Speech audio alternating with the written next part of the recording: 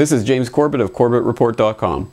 And this is James Evan Pilato of MediaMonarchy.com, and we both welcome you back to another episode of The New World Next Week. This is the 60th episode, and of course, again, we'll remind you, NewWorldNextWeek.com is where you can go to get high-quality, low-quality downloads of these episodes, and even MP3 versions of these shows. And again, the success of the show is dependent on the audience out there helping spread the word about this information. So, James, this is our 60th episode, and this is for January 20th, 2011. Now, here in the States, it's still the 19th, and the fanfare has fully begun as Obama formally welcomes Chinese President Hu Jintao to the United States, and we'll take this from the Los Angeles Times. President Obama welcomed Chinese President Hu Jintao to the White House on Wednesday morning in a formal ceremony marked by the fanfare reserved only for a visiting head of state. The carefully choreographed ceremony began against the backdrop of music by a Navy brass band. In a display of unity, the south portico of the White House was lined with alternating Chinese and American flags. With contingents from the U.S. Coast Guard, Air Force, Navy, Marines, and Army gathered on the South Lawn, Obama and First Lady Michelle Obama, he wearing a red tie and she wearing red gloves, greeted Hu as his limousine arrived. A 21-gun salute set off by cannons along Constitution Avenue was heard as the Chinese national anthem played. Obama and Hu greeted a small crowd of Chinese students and other guests, shaking hands along a rope line before making their remarks, such as, quote, "The United States welcomes China's rise as a strong, prosperous, and successful member of the community of nations. Indeed, China's success has brought with it economic benefits for our people as well as yours, and our cooperation on a range of issues has helped advance stability in the Asia-Pacific and in the world." This goes on with the related fanfare, but James, when it really gets down to it, we want to look at some of our related stories, and that would be a story from just a couple of days ago in anticipation of this large visit from the Wall Street Journal, and that's not going to be the first time we visit the Wall Street Journal on this episode, with an article, "Who highlights need for U.S.-China cooperation, comma, questions dollar." Some of Mr. Hu's most significant comments dealt with the future of the dollar and currency exchange rates, saying, quote, "The current international currency system is the product of the past," end quote, he said, noting the primacy of the U.S. dollar as a reserve currency and its use in international trade and investment. James. And so it begins, doesn't it? I mean, this is exactly what has been carefully constructed for decades now, ever since Herr Rockefeller went over to China for Chase Manhattan to pave the way for Nixon. And ever since then, China has been the model for the world, and the model that the UN wants to strive towards, and the model that all of these well-connected global elite want to strive towards, like Maurice Strong and all these people who run away to China because they know this is exactly what all of this globalism and offshoring has been leading towards, is the construction of a new boogeyman in a new economic Cold War to supplant the old Cold War with the Soviet Union. Now it's going to be China, and we're seeing the rise of China in absolutely predictable fashion, because this is exactly what everything has been being constructed for decades now. And the Clinton administration, of course, was selling all sorts of military technology and secrets to China, and again, this has been going on for decade after decade through administration after administration, because this is exactly where the global elite want all of the offshoring and the money to go. And Americans have been subjected to a system where basically they're paying for the slave labor of Chinese slave goods, and that system is going to come around and haunt them one day, because unfortunately that's the way they want to take the entire economy of the world. And personally, I'm not going to take a bite out of it, but here it is. They're unveiling the first steps towards it to the masses, and we can all just sit there and watch and stare and marvel at how, oh, now the US dollar is no longer the world reserve currency, now it's the Chinese yuan. What are we going to do about it? Yeah, and you're exactly right. So whether it's Nixon or Clinton or Obama, it makes no difference. And this agenda for a new world order continues. So one other related bit we'll throw in before we move to our second story. China's $90 billion ups Cyberwar stakes, and that is posted on cyberspacewar.com, and you can read a nice little think tank piece as a PDF from the fine folks at Northrop Grumman. Now, having said that, let's move to our second story, which is quite related, and it's all based around a pretty amazing New York Times piece that we'll take with the thankful headline from Cryptagon.com. New York Times on Stuxnet. Israelis tested it at Dimona, developed it with help from Siemens. Worm sends fake data to plant operators indicating normal centrifuge operations as the machines destroy themselves. So reading briefly from the article, the Dimona complex in the Negev desert is famous as the heavily guarded heart of Israel's never-acknowledged nuclear arms program, where neat rows of factories make atomic fuel for the arsenal. Over the past 2 years, according to intelligence and military experts familiar with its operations, Dimona has taken on a new, equally secret role as a critical testing ground in a joint American and Israeli effort to undermine Iran's efforts to make a bomb of its own. We'll hit a quote from an unnamed American expert on nuclear intelligence who says, quote, "To check out the worm, you have to know the machines. The reason the worm has been effective is that the Israelis tried it out." So we reference the help from the German company Siemens, which of course connects to IG Farben and the Nazis, but we don't have time to get into that right now. But let's cut to the heart of this. The worm itself, and we're speaking about Stuxnet, which has been raging now for several months. The worm itself now appears to have included two major components. One was designed to send Iran's nuclear centrifuges spinning wildly out of control. Another seems right out of the movies. The computer program also secretly recorded what normal operations at the nuclear plant looked like, then played those readings back to the plant operators like a pre-recorded security tape in a bank heist, so that it would appear that everything was operating normally while the centrifuges were actually tearing themselves apart. James.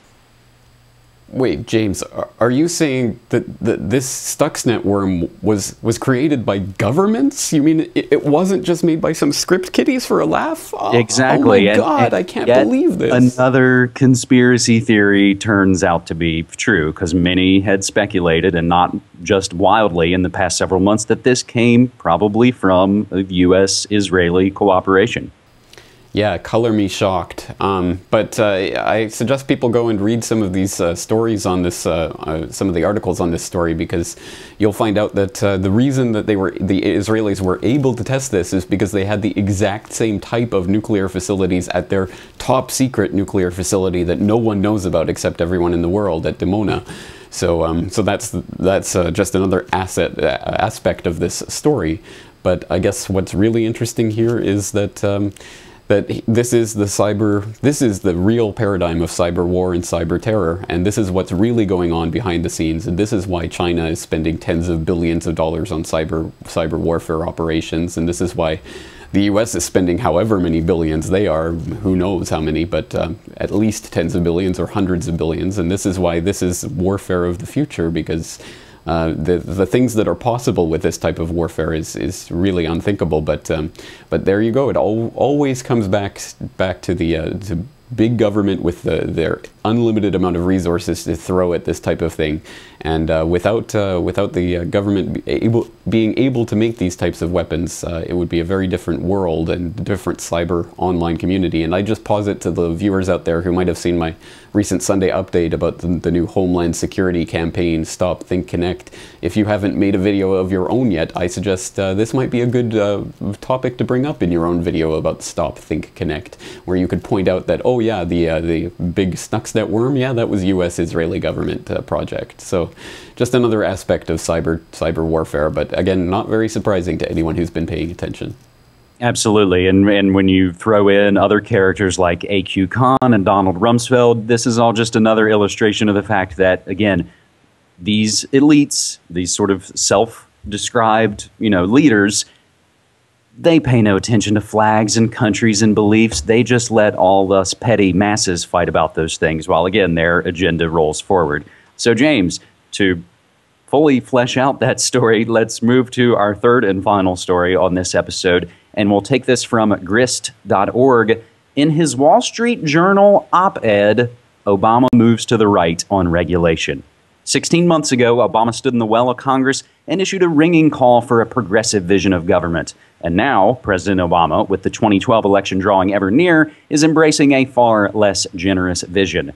In an op-ed in the January 18th Wall Street Journal, truly the belly of the conservative beast, The president embraces a frame for the coming discussion about the role of regulation in society that is right out of the Republican hymnal, calling for balance between safety and economic growth and bemoaning regulations that sometimes place unreasonable burdens on business, burdens that have stifled innovation and have had chilling effect on growth and jobs. He also used the op-ed to announce a new initiative, quote, to review outdated regulations that stifle job creation and make our economy less competitive, end quote. By casting the discussion in those terms, the president swallows the GOP's frame for the debate, hook, line, and sinker. If you listen carefully, you might hear the voices of disbelief and anguish from the families of the workers killed at the Deepwater Horizon disaster, the 29 workers whose lives were lost at the Big Branch mine in West Virginia, or the folks who've died from salmonella and E. coli. Sure, they think to themselves as they read about the president's new détente initiative with big business, we all need jobs, but aren't all those billions in profits and executive bonuses enough for the business sector? Didn't the government bailouts of the big banks do the trick? Now, I'll close this out by mentioning, and we'll provide links for you, that this op-ed in the Wall Street Journal by Barack Obama, or James, as you like to say, the man commonly referred to as President Obama, it's called Toward a 21st Century Regulatory System. And if that doesn't sound like it's straight from the Council on Foreign Relations, the subhead to this article is, if the FDA deems saccharin safe enough for coffee, then the EPA should not treat it as hazardous waste. And there's also mention of yet another executive order from the Obama side called Improving Regulation and Regulatory Review. James. Well, James, we could spend an entire New World Next Week episode just on that subhead alone, but I'll just invite readers and viewers and listeners out there to read that for themselves and just ponder that subhead. But at any rate, if you go and actually read this op-ed, it's pretty interesting, I think, that this is coming from Obama, and I can see certainly why those on the left side of the phony, fake, controlled, utterly garbage paradigm of left and right would be up in arms, because this is the right-wing talking point, blah, blah, blah. But I think the point is that, deregulation, of course, I'm in favor of deregulation. I think there is too much government regulation, but what we're talking about is kind of, I think we're playing a game, and the game is Monopoly, appropriately enough. And you can change the rules in Monopoly. You can change how much money people get at the start, or how much money they collect when they pass go, and you can change, which piece you're using around the board. But you're not fundamentally changing the game. The game is still set. You are still playing Monopoly. You're still playing in a rigged system. If you want to play a different game, like, I don't know, Freedom, you would have to do something completely, utterly different. It would be a different board. It would be a different monetary system. You would have to utterly change everything from the ground up. And in that system, government deregulation would be a wonderful thing. In the system that we're in right now, it's like deck chairs on the Titanic. And as the first story pointed out, if the US dollar is no longer the world reserve currency, the American economy is going to be in the toilet very, very soon. Now, James, we're going to have to wrap it up here quickly. I just want to throw out a couple other connecting points that you mentioned Monopoly. And of course, the Monopoly man is a caricature of J.P. Morgan. And to go back to our first story about Hu Jintao, after a couple of days of hoo-ha in Washington, D.C., guess where he's going? To Chicago, of course, because that's where this sort of corrupt current political machine makes their base, whether it's Rahm Emanuel or Obama or the Daily Gangsters or any of those things. Again, it's all really connected. James, before we close it out, and I'll throw it back to you to finish it off, you have an announcement to make.